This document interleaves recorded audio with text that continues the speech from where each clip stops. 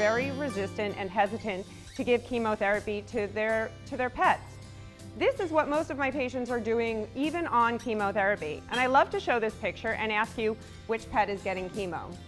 My nurses know, but most of you would not be able to tell that in this picture, it's Roxanne. At the time, Roxanne had cutaneous lymphoma, and as you can see, she's running on the beach in the middle of her chemotherapy protocol, having a great time. It's estimated that 1 of 3 dogs of any age will get cancer, and then over the age of 10, that increases to 1 in 2. It's the #1 cause of death in dogs. There was an interesting article that I once read about a human MD who got cancer himself, and he realized that he had been asking questions all wrong.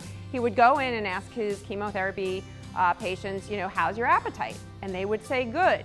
And then he realized once he was going through chemotherapy, good appetite might mean I was able to keep a bowl of broth down today. And so he realized he needed to be asking, what are you eating? And so again, it may all be relative to the owner if this was an animal that wasn't eating before we started treatment. And I actually had a new nurse training with me. So she comes in the room to hear the conversation, and I'm doing it, and I'm close by. I come around from the counter, and I'm talking, and all of a sudden the client goes, stop! And my nurse actually came forward because she thought she was gonna hurt me, and I was like, whoo! And she's like, stop talking! Sorry, I'm yelling. Stop talking, it's too much. It's too much, I can't take it. You're just giving me too much information. I need for you to step out. I was like, oh, okay. So again, you think you're doing a good job with the Frisbee, and there are gonna be times the dog is pulling back and forth. We usually give the Cerenia afterwards. For doxorubicin, I always give the Cerenia beforehand. And she's just ready to go. And we have these horrible treats at ASC that none of the dogs ate. Look at that. Blah. So we usually use pill pockets.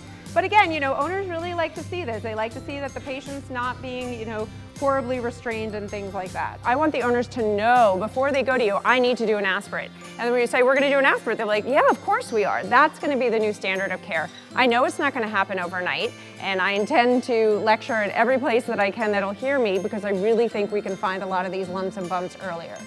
Some of you may have heard I'm starting a cancer awareness program called See Something, Do Something, Why Wait, Aspirate. I'm really encouraging pet owners to bring their pets, their dogs and cats to you for aspirates. And the guidelines that we have now is the mass is the size of a pea, which is 1 centimeter, which is half the size of a penny.